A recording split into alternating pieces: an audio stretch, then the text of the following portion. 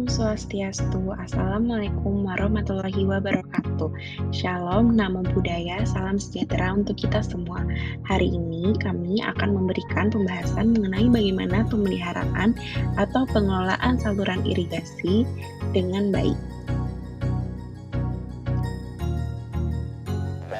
Apa itu irigasi? Irigasi adalah penggunaan air pada tanah untuk keperluan penyediaan cairan yang dibutuhkan untuk pertumbuhan tanam-tanaman.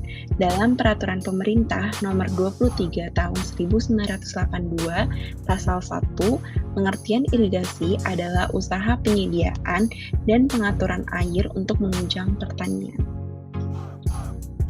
Lalu ada komponen bangunan irigasi. Bangunan irigasi adalah suatu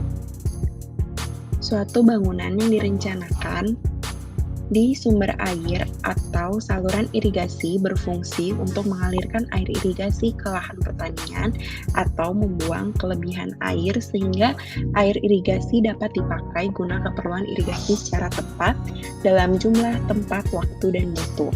Lalu, komponen bangunan irigasi terdiri atas bangunan utama, yaitu bendung, pengambilan bebas, waduk atau embung, dan pompa. Lalu ada bangunan bagi sadap. Bangunan bagi yaitu bangunan yang terletak di saluran primer dan sekunder pada suatu titik cabang dan berfungsi untuk membagi aliran antara dua saluran atau lebih. Bangunan sadap yaitu bangunan sadap tersier mengalirkan air dari saluran primer atau sekunder tersier penerima.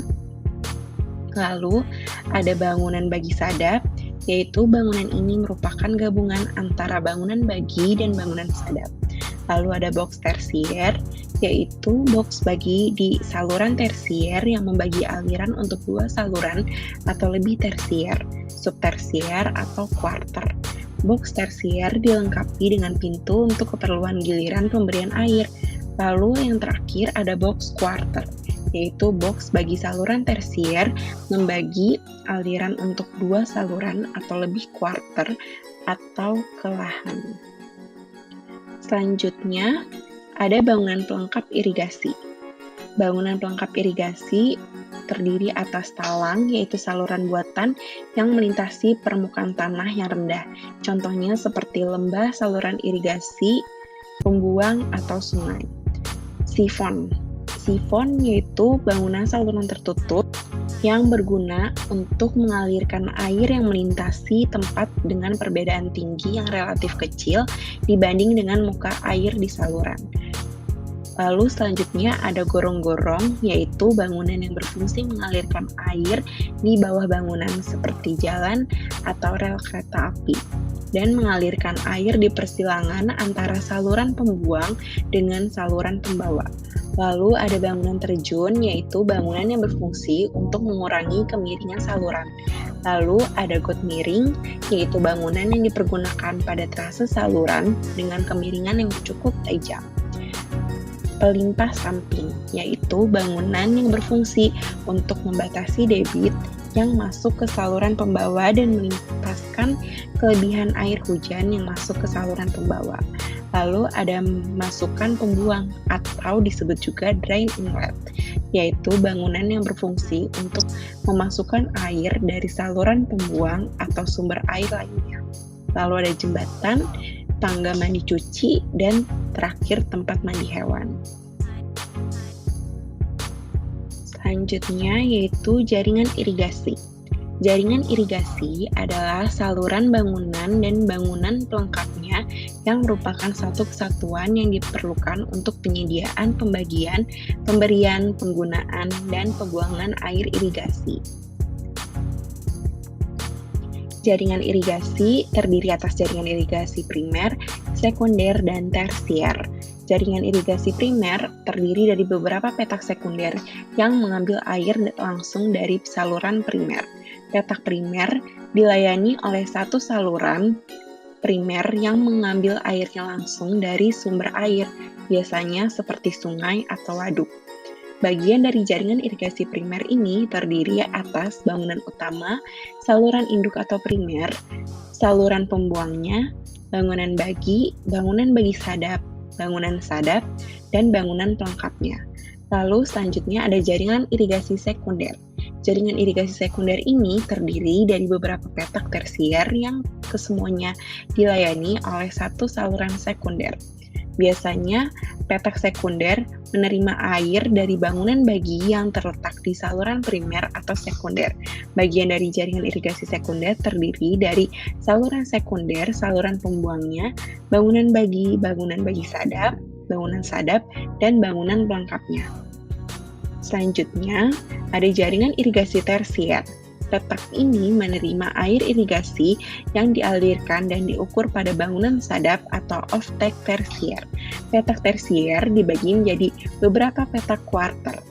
Jaringan irigasi yang berfungsi sebagai prasarana pelayanan air irigasi dalam petak tersier itu terdiri dari saluran tersier, saluran kuarter, saluran pembuang, box tersier, box kuarter, dan terakhir bangunan pelengkapnya. Selanjutnya akan dijelaskan mengenai klasifikasi dari jaringan irigasi. Untuk klasifikasi jaringan irigasi terbagi menjadi 3. Klasifikasi ini disusun berdasarkan infrastruktur dan model dari jaringan irigasi yang ada di lokasi. Yang pertama merupakan irigasi sederhana atau non-teknis, di mana sistem pelaksanaan operasional pembagian air pada sistem irigasi ini sangat sederhana dan bahan-bahan penyusun dari sistem irigasi ini pun sangat sederhana, seperti penahan air yang terbuat dari batu-batuan atau jerami sawah. Dan pada sistem irigasi non-teknis ini tidak ada bentuk pengukuran dari sistem irigasi ini sehingga bisa disebut dengan non-teknis. Sistem irigasi yang kedua adalah irigasi semi-teknis. Irigasi semi-teknis ini dicirikan dengan adanya bangunan pengukur dan bentuk dari irigasi yang semi-permanen. Kemampuan bangunan dalam mengukur atau mengatur debit ini memiliki kemampuan yang sedang. Dan jaringan saluran pada sistem irigasi ini tidak terpisah, yang artinya sistem intake atau masuknya air dan sistem drainase menggunakan satu jaringan yang sama, yang menyebabkan sistem semi-teknis ini kurang efisien dalam mengantar pasokan air sampai ke petak tersier. Sistem irigasi selanjutnya merupakan irigasi teknis, memiliki ciri khas berupa bangunan irigasi utama yang permanen dan besar, dilengkapi dengan berbagai macam bangunan irigasi seperti bangunan ukur, bangunan penyempit, dan semacamnya. Irigasi teknis ini didesain mulai dari bangunan utama, saluran masuk, dan pembuangan secara detail agar seluruh pasokan air yang dimasuk ke dalam jaringan irigasi dapat dimaksimalkan dengan baik untuk menunjang panen dalam cakupan area yang lebih besar. Umumnya untuk sistem irigasi dengan jenis teknis ini biasanya dikelola oleh pemerintah melalui balai irigasi setempat. Ini merupakan penjelasan mengenai sistem pembagian air pada jaringan irigasi yang terbagi menjadi 3 sistem. Yang pertama merupakan sistem serentak yang dapat diterapkan ketika jumlah pasokan air yang tersedia cukup banyak dan cukup untuk memenuhi dan mengaliri peta-peta sawah yang ada pada daerah irigasi. Selanjutnya, terdapat sistem golongan yang digunakan apabila jumlah pasokan air cukup kurang dalam memenuhi kebutuhan lahan. Hal ini dilakukan dengan cara membagi daerah irigasi menjadi idealnya 3-5 golongan dengan jadwal awal tanam tiap golongan yang berbeda. Selanjutnya adalah sistem rotasi, yaitu sistem yang digunakan apabila kebutuhan lahan akan air sangat besar sementara air pasokan dari sistem irigasi sangat kurang. Idealnya waktu rotasi untuk tiap petak sawah adalah 2-3 hari dan tidak boleh lebih dari seminggu, karena dikhawatirkan akan berpengaruh terhadap pertumbuhan tanaman yang ditanam pada petak sawah. Penentuan sistem-sistem pembagian air yang sudah disampaikan sebelumnya ditentukan oleh kesepakatan antara pemerintah, instansi teknis jaringan irigasi terkait, dan para petani pengguna air dalam kegiatan penyusunan rencana tata tanam yang dilakukan setiap awal tahun tanam, atau disingkat RTT. Penyusunan RTT ini membahas terkait penentuan luas tanam, jenis tanaman, dan waktu tanam di daerah irigasi. Hal ini perlu dilakukan dikarenakan terdapat beberapa kendala dalam jaringan irigasi seperti jumlah air yang terbatas dan pemakai air yang banyak dan bervariasi. Penyusunan RTT ini juga sebagai bentuk kesepahaman antara pemerintah, instansi teknis terkait, dan antar petani pengguna air mengenai rencana tahun tanam yang mendatang untuk meminimalisir miskomunikasi selama masa tanam mendatang.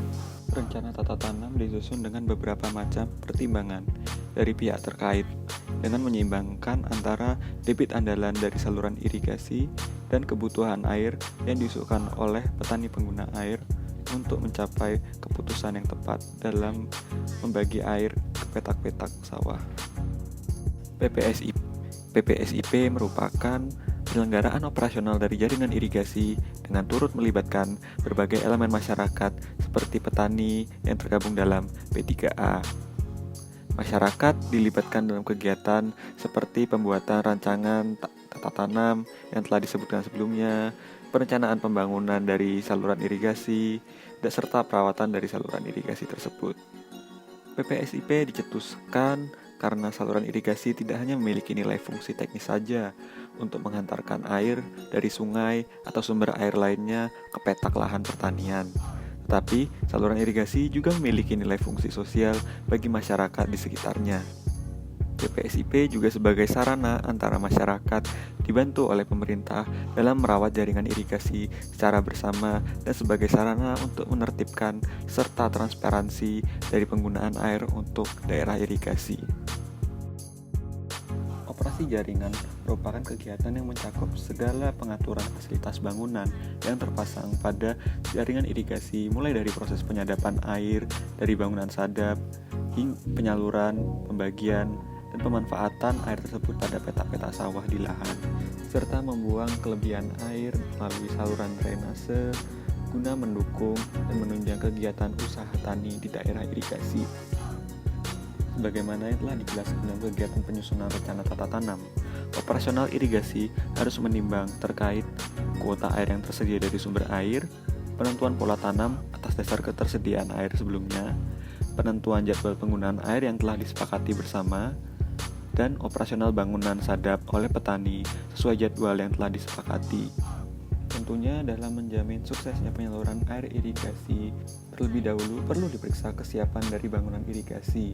Setelah dipastikan bangunan bebas dari kerusakan, maka dapat dilakukan penyaluran air dengan pengawasan, supaya penggunaan air irigasi dapat berlangsung secara adil. Selanjutnya terdapat pemeliharaan jaringan irigasi dengan objek sasaran pemeliharaan mencakup bangunan utama, bangunan pendukung seperti bangunan ukur, pintu sadap, talang, dan sejenisnya, serta infrastruktur pada jaringan irigasi seperti jalan dan jembatan. Pemeliharaan dari saluran irigasi dimulai dengan memeriksa inventarisasi bangunan irigasi dalam jaringan irigasi setempat. Dilanjutkan dengan mendatangi lokasi infrastruktur dan menilai kerusakan yang terjadi. Berdasarkan hasil penilaian kerusakan, terdapat 3 skenario yang dapat diterapkan. Untuk nilai kerusakan di bawah 20%, dilakukan perawatan rutin oleh P3A secara mandiri. Untuk kerusakan dengan nilai 21 hingga 50%, dilakukan perbaikan ringan oleh PU, dan lebih dari 50% kerusakan dilakukan perbaikan berat, yang artinya seluruh kegiatan penggunaan irigasi diberhentikan. Oleh karena itu, sangat penting untuk menemukan masalah dan memperbaiki kerusakan tersebut sebelum musim tanam berjalan. Terdapat satu skenario berupa perbaikan darurat yang dilakukan apabila saluran irigasi rusak disebabkan adanya bencana alam atau hal yang tidak terduga. Perbaikan darurat dilakukan dengan menambal atau memperbaiki bangunan yang rusak dengan material-material yang sifatnya sementara, seperti kantung pasir, untuk mencegah banyaknya air yang hilang sampai perbaikan oleh PU dapat dilakukan. Perbaikan saluran irigasi bertujuan untuk mencegah banyaknya air yang hilang sehingga kebutuhan air untuk tiap petak lahan tidak mengalami kekurangan. Keberhasilan usaha tani pada suatu daerah sangat ditentukan oleh kondisi dan kinerja dari saluran irigasi setempat.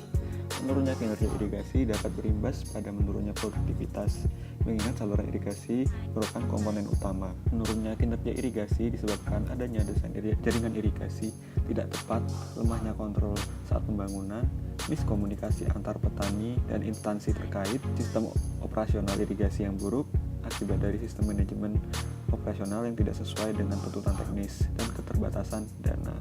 Oleh karena itu, untuk menjaga kesinambungan usaha tani yang optimal, diperlukan pelaksanaan operasional secara terencana, sistematis, dan berkelanjutan, serta kerjasama yang kuat dan harmonis antara pemerintah dan instansi teknis irigasi dengan masyarakat dalam merawat jaringan irigasi secara bersama. Sekian video mengenai perawatan jaringan irigasi yang kami bawakan. Kami mohon maaf apabila terdapat kekurangan yang terdapat dalam video ini, dan kami mengucapkan matur suksma kepada para penonton video ini. Om Santi Santi Om.